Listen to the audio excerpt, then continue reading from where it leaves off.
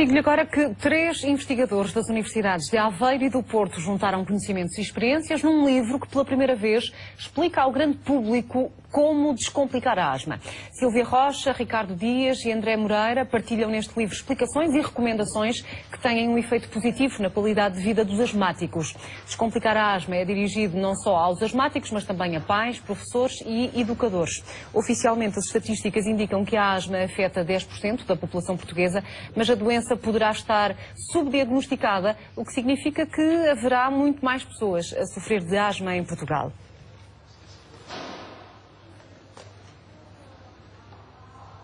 São convidados do Bom Dia a autora do livro e professora da Universidade de Aveiro, Sílvia Rocha, e também o investigador da Universidade do Porto e especialista em imunoalergologia, André Moreira.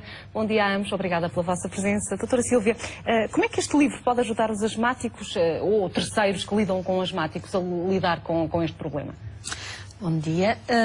A ideia deste livro é usar conhecimentos sob o ponto de vista científico corretos, mas isto foi escrito de uma forma muito objetiva, muito útil, com conselhos muito práticos para o dia-a-dia dos asmáticos, das suas famílias e dos educadores que possam também conviver com eles.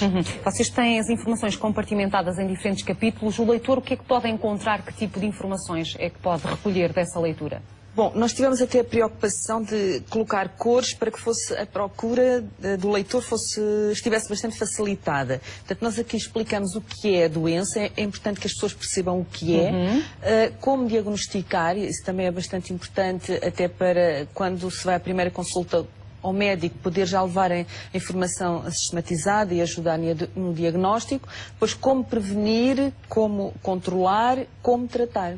Professor André Moreira, a asma sendo uma doença controlável juntamente com medicação, desde que se saiba o que é que nos nossos comportamentos do dia-a-dia pode ou não desencadear, pode ou não agravar as crises, que exemplos é que nos pode dar de casos concretos, de coisas práticas do dia-a-dia que podem, enfim, permitir atenuar os efeitos da problemática? Se calhar é um dos pontos fortes do livro.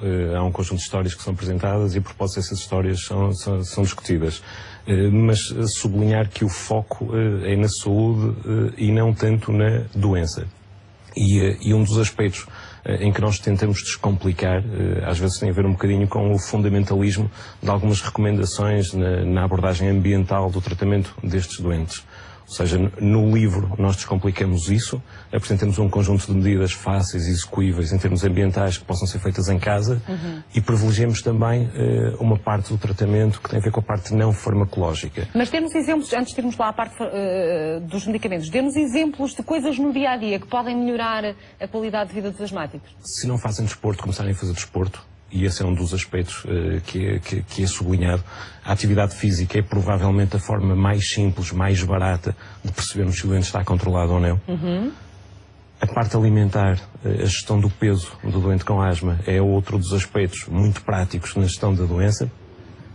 E depois em relação à parte ambiental, se o doente é alérgico, por exemplo, aos pólenes, e estamos agora na altura dos pólenes, há um conjunto de medidas na prevenção dos sintomas que podem ser tomadas e são esses aspectos que são abordados no livro. O livro desmistifica também algumas ideias erradas sobre os tratamentos da asma e dos efeitos secundários de alguma medicação. Quer dar-nos exemplos de ideias pré-concebidas que nós temos e que são erradas? Uma grande preocupação dos doentes e muitas vezes dos pais tem a ver com o uso da corticoterapia e, na maior parte das vezes, o tipo de corticoterapia que é feita nos doentes com asma é feita em doses muitíssimo baixas, sem efeitos significativos adversos e, de facto, uma potência terapêutica excelente. É provavelmente isso o principal motivo pelo qual, neste momento, a asma, na maior parte das vezes, sendo uma doença crónica, é uma doença muito simples. Mas se calhar a preocupação dos pais poderá ter a ver com isto. Se os corticoides começarem a ser aplicados às crianças desde bebés, se calhar quando forem adolescentes ou jovens ou adultos já não terão tanto efeito. É uma ideia errada essa, por exemplo? É uma ideia errada. Depende das doses que estivermos a falar e, na maior parte das vezes, doses muito baixas durante períodos de tempo não muito longos, não tem qualquer efeito adverso. A Sílvia é mãe de uma jovem com asma, correto, professora? Sim, sim. E apanha um susto quando a sua filha tem 10 anos, julgo que... 7 anos. Julgo que até na origem deste livro está a dificuldade que na altura sentiu em perceber esta temática e em encontrar respostas para as suas dúvidas. Sim, exato. Este livro existe seguramente porque tenho uma filha com asma e, entretanto, interessei-me pelo assunto e achei que devia partilhar esse conhecimento e essa experiência com outros pais. Porque na altura foi um bocadinho complicada, nós não tínhamos casos de asma na família, a asma para mim era algo que não me dizia nada, não é? E portanto havia já um conjunto de sinais que me deveriam ter dito alguma coisa, mas que na altura não valorizei e pronto. E realmente depois a minha filha acabou por ter problemas muito graves, hospitalização, uma pleuresia, etc. Que talvez se eu tivesse mais alerta ou mesmo o médico que acompanhava me tivesse chamado a atenção, seguramente as coisas tinham corrido de uma forma mais... continuaria a ter asma, obviamente, mas todo o processo teria sido menos penoso para ela e para a família, obviamente. Professor André Moreira, a questão é mesmo esta. Sendo controlável, qual é que é o maior desafio para um asmático para ter qualidade de vida? É viver uma vida sem sequer perceber que tem asma. Isso faz-se como? Controlando a doença, com a medicação adequada e se de facto surgirem sintomas, tem que ser revisto o plano de tratamento.